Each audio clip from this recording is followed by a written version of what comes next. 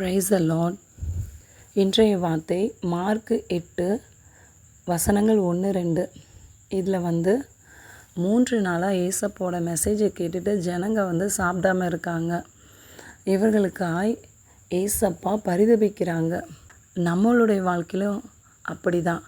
கடந்த வருடம் இல்லை அதுக்கு முன்னாடிலேருந்தே பிறந்ததுலேருந்தே நிறைய பேர் கஷ்டத்தை தான் அனுபவிச்சுட்ருப்பீங்க.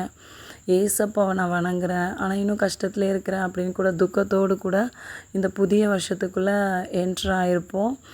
நீங்கள் கவலைப்படாதீங்க. அந்த 3 நாட்கள் ஜனங்கள் சாப்பிட ஒன்றும் இல்லாமல் இருந்தாங்க.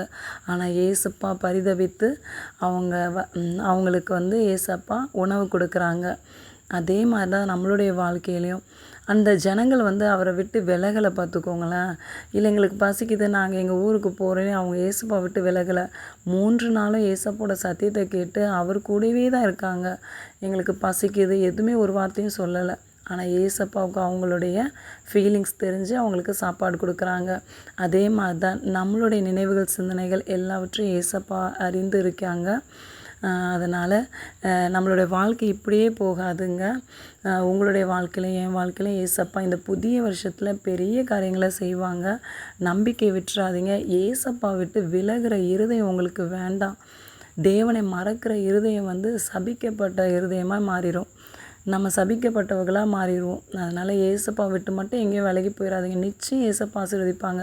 நீங்கள் அவருக்காக இத்தனை பாடுகள் பட்டும் நீங்கள் ஆந்திரத்தில் தான் இருக்கீங்க இன்னமும். ஆனால் அவரை விட்டு விலகாமல் இருக்கீங்களே, உங்களை எப்படிங்க ஏசப்பா அப்படி சும்மா விட்டுருவாங்க? உங்களை நிச்சயம் ஆசீர்வதிப்பாங்கங்க. இந்த புதிய வருஷம் உங்களுக்கு ஆசீர்வாதமாக மாறுங்க. உங்கள் கையின் பிரயாசத்தை ஏசப்பா 1000 மடங்கு ஆசீர்வதிப்பாங்கங்க. நீங்கள் நினைக்கிறதெல்லாம் நடக்கும்.